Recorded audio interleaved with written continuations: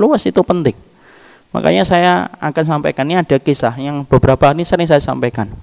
Ada seorang ikhwan Bapak, itu kemudian hari-hari ini beliau dekat dengan anak. Tapi beliau menceritakan bahwasanya, beliau berkata, saya ini orang yang trauma dengan kata kajian Ustaz. Masya Allah, trauma dengan kata kajian. Saya seumur umur hidup tidak pernah dengar kayak itu. Orang itu biasanya trauma dengan gelap, sempit, ketinggian. Ini trauma dengan kata kajian. Saya kemudian tertarik untuk ngobrol. Kok bisa Pak trauma dengan kata kajian? Iya Ustaz. Karena saya ini punya sebuah kehidupan dulu sebelum kemudian hari ini. Yaitu beliau cerita bahwasanya beliau ini punya keluarga. Mereka menikah antara sang ikhwan ini dengan sang putrinya. Kemudian menikah. Mereka menikah dalam keadaan nol. Tidak mengerti tentang ilmu agama, tidak paham tentang akidah, tidak paham tentang sunnah. Sampai kemudian Allah menakdirkan sang istri tersapa hidayah pertama kali. Tersapa hidayah pertama kali. Ketika sang istri tersapa hidayah pertama kali, maka sang istri langsung betul-betul berubah total hidupnya. Mereka kemudian beliau betul-betul mengganti. Akhirnya apa? Beliau betul-betul karena merasa hari-harinya banyak dilewatkan dengan perkara yang tidak bermanfaat. Akhirnya beliau berusaha untuk mengganti hari-hari kelam ketika banyak diwarnai dengan hal yang tidak bermanfaat. Dia ingin ganti dengan hal-hal yang sangat bermanfaat. Masya Allah. Kemudian apa? Percepatannya luar biasa. Sang akhwat, sang istri ini percepatannya luar biasa. Maka kemudian dia mengganti pergaulannya dengan pergaulan yang baru, mengganti hari-harinya dengan taklim dan dengan kajian. Tapi ya qadarallahu ma yasha kan, banyak akhwat dan banyak ummahat itu kadang-kadang tidak sadar bahwasanya ketika mereka mengkaji satu ilmu, kadang-kadang mereka itu ingin mentransfer langsung apa yang didapatkan itu langsung di rumah. Tidak terkecuali akhwat ini. Akhwat ini kemudian ketika mendapatkan kajian diserap, bagus, tidak ada masalah dengan itu.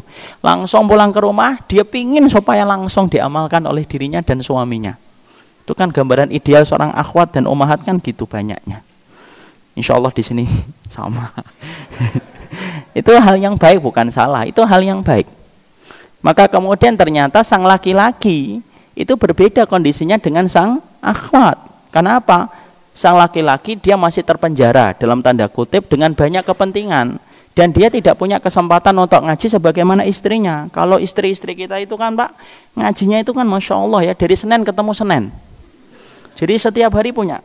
Hari Selasa di mana Jeng? Oh hari Selasa bentar. Oh saya kajian ilmiahnya 2 hari Selasa. Hari Rebu, oh saya ada lagi kajian. Penuh, full. Kan beda dengan bapak-bapak. Bapak-bapak itu cuma Sabtu Ahad, kadang-kadang sudah dikurangi gowes, kemudian Sabtu subuh juga ngantuk, ya kan? Ini kadang-kadang percepatannya lama. Percepatannya lama. Ibarat kemudian kata bahwasanya sang wanita itu 80 km per jam, maka kemudian sang ikhwan itu ya 5 km per jam. Ibarat pakai Honda Astrea 70 dia. Terlalu berat ya. Sehingga kemudian apa? Gambaran ideal yang didapatkan oleh sang akhwat sering gagal ketika dibawa ke rumah. Kenapa? Karena sang ikhwannya baru bertahap pelan-pelan. Apa yang terjadi? Percecokan setiap hari, pertengkaran setiap hari, dan gesekan tidak mampu dielakkan. Tidak mampu dielakkan tiap hari. Karena apa? Sang akhwat selalu membawa materi pulang ke rumah. Tadi materinya begini, jadi harusnya begini, harusnya begini, harusnya begini. Lama-lama kan pusing lagi-lagi kan. Jadi kemudian dia berpikir ini tiap hari sampai Ustadz, saya itu sering kadang-kadang tanya, ini cerita beliau ini. Kamu hari ini kajian di mana? Di sini. Temanya apa? Ustadz tahu kenapa saya nanya tema? Karena nanti biasanya pertengkaran sesuai dengan tema yang dia pelajari. Wallahi orangnya masih hidup. Sampai kayak gitu akhi. Masya Allah Ustadz. Iya. Jadi saya itu sampai deg-degan, misalkan materi tema kajiannya indahnya malam. Waduh ini pasti sholat tahajud ini. Itu sampai kayak gitu. Tapi akhirnya kemudian Masya Allah, ya sudah. Akhirnya apa? Kapal itu mulai bocor 1, bocor 2, bocor 3, bocor 4. Sang ikhwan tidak mulai merasa nyaman ketika pulang. Makanya saya ingatkan ibu-ibu, kalau ngingetin suami itu harus ngerti waktu, harus ngerti kondisi. Karena yang namanya laki-laki yang di depan saya ini banyak pekerjaannya. Kadang-kadang beliau sudah sibuk dengan berbagai macam tekanan di kantor. Kalau ingin mengingatkan hadis itu Dilihat waktu kadang-kadang. Kalau apalagi kita lihat jalanan sekarang luar biasa macetnya. Kena macet 4 jam baru buka pintu, ibu sudah mengatakan qala Rasulullah ya.